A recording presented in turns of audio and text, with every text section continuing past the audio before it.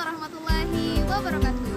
Halo teman-teman semuanya. Perkenalkan, nama saya Tiara Amrisa Putri dari kelas 22 BKC jurusan Bimbingan dan Konseling Fakultas Tarbiyah dan Ilmu Keguruan Universitas Mahmud Yunus Batu Sangkar.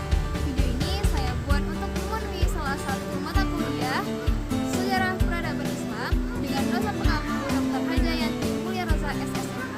Hari ini saya akan mengajak teman-teman untuk sama-sama mengenal sejarah peradaban Islam yang ada di Kabupaten Tanah Datar, tepatnya yaitu di Kecamatan Pariangan yang disebut dengan Masjid Islah. Tanpa berlama-lama lagi, yuk kita lihat, let's go! Di arah tenggara Gunung Merapi, Sumatera Barat, perkampungan Pariangan yang elok membentang menebarkan pesona alamnya. Negari yang berada di wilayah Kabupaten Tanah Datar itu dikenal dengan sebutan Nagari Tua. Pantun Minangkabau menyebutnya sebagai daerah asal nenek moyang. Dari mano asal titiak kalito di balik telong nan batali, dari mano asal nenek moyang kita dari lereng Gunung Merapi. Begitulah kira-kira perumpamaan bagaimana istimewanya Nagari Tua Pariangan, dan salah satu tempat yang menarik ketika mengunjungi nagari tersebut adalah Masjid Islah. Letak dari masjid ini cukup strategis, yaitu sekitar 50 meter dari jalan utama Padang Panjang, Batu Sangkar. Berdirinya Masjid Islah atau yang disebut juga dengan Masjid Tua ini menandai masuknya Islam ke ranah Minang.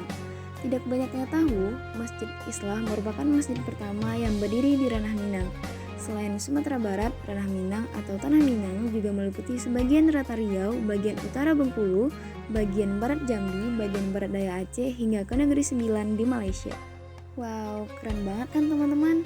Nah, menurut salah satu pemuka adat di Nagari Pariangan, Datuk Mangkudum, Masjid Tua ini pertama kali dibangun pada abad ke-11. Namun, juga ada yang menyatakan bahwa masjid ini dibangun pada abad ke-13. Sejak pertama dibangun, Masjid Tua telah mengalami 3 kali renovasi dan 1 kali pemindahan lokasi. Mulanya, Masjid Tua terletak tidak jauh dari lokasi berdirinya saat ini, dipindah ke tengah perkampungan agar mudah diakses oleh masyarakat.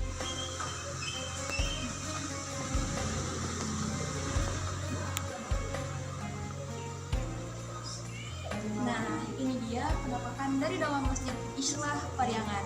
Masya Allah, indah sekali bukan teman-teman? Yuk kita ikuti lebih jauh. Masjid ini memiliki corak Minangkabau dengan kubahnya yang berbentuk bergonjong. Terdiri dari 3 kubah, bagian kubah tertinggi melambangkan keesaan Allah. Selain itu, 3 tingkat kubah juga melambangkan 3 tunggu saranjangan. Masjid Tua ditopang oleh 4 tiang besar di bagian depan dan di bagian belakangnya. Dari segi adat, 4 tiang besar melambangkan Tuanku Nan Berampe yang terdiri dari imam, khotib, qodi, dan bilal. Sedangkan dalam Islam, 4 tiang besar juga melambangkan 4 sahabat Rasul. Kemudian 4 tiang di belakangnya melambangkan 4 jenis nenek mama di Minangkabau. Secara keseluruhan, penyangga masjid yang berjumlah 8 tiang ini melambangkan jumlah suku yang terdapat di Pariangan. Tidak hanya kubah dan tiangnya, jumlah jendela yang terdapat pada masjid ini juga memiliki artinya tersendiri. 6 jendela pada bagian kiri dari arah masuk masjid melambangkan jumlah rukun iman, sedangkan 5 jendela pada bagian kanan masjid melambangkan jumlah rukun Islam.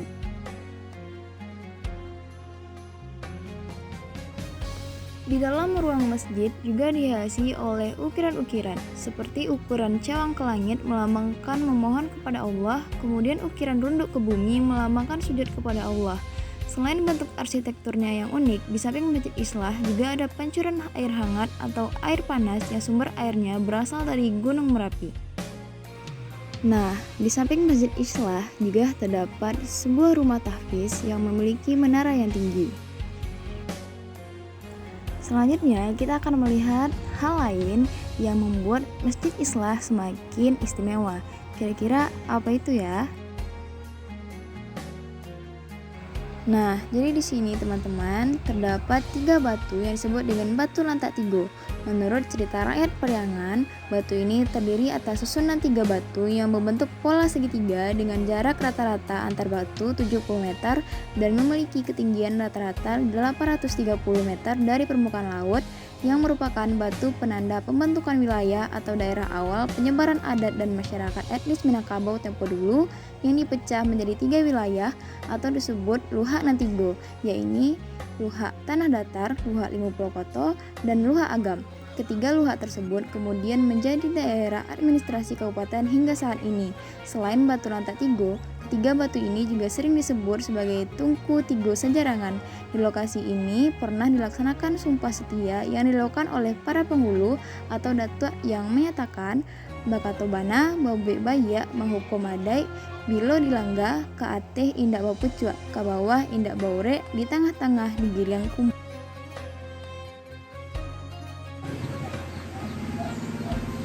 Nah, teman-teman semuanya, inilah yang disebut dengan prasasti Pariangan atau batu tanah datar.